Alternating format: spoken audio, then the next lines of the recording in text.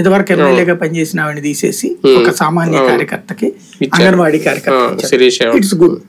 కాకపోతే ఆమెకి ఖర్చు వ్యవహారం అదంతా పార్టీ చూసుకోవాలి. చూసుకుంటే ఖచ్చితంగా ఒక మంచి లక్షణం. ఈ టోటల్ గా నాకు నచ్చింది ఆయన ఈ మొత్తం లిస్ట్ లో 16 తక్కువ కదా, 16 తక్కువ అన్ని అనౌన్స్ చేసేసినట్టే. ఈ మొత్తంలో కలిపితే ఆయన బాధ్యతగా చేసింది అది ఒక్కటే, ఇది సామాన్యులకి అందించడం అన్నటువంటి. అది కూడా కాంట్రవర్సీ అయ్యింది కాబట్టి అమ్మాయి అక్కడ కాంట్రవర్సీతో ఫైట్ చేసింది కాబట్టి ఇది అమ్మాయి ఉద్యోగం అంగన్వాడీ ఉద్యోగం తీపిచ్చారు, తెలుగుదేశం పార్టీ తరఫున తిరుగుతోందని చెప్పి అన్నారు కాబట్టి ఇచ్చారు. అంతకుముందు ఎమ్మెల్యేని పట్టించుకోలేదు.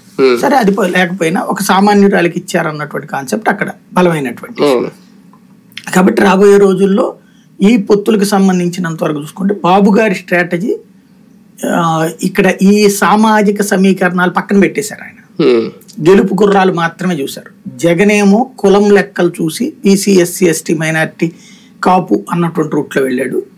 చంద్రబాబు వచ్చేటప్పటికి మాక్సిమం డబ్బులు ఉన్నవాళ్ళు గెలుపు గుర్రాలు అగ్రకులము ఇట్లాంటి దాని గురించి ఏమి ఆలోచించలేదు ఆయన. ఇప్పుడు అది చూస్తే కేవలం రెడ్లు 28 మంది ఉన్నారు తను ఇచ్చినటువంటి వాటిలో.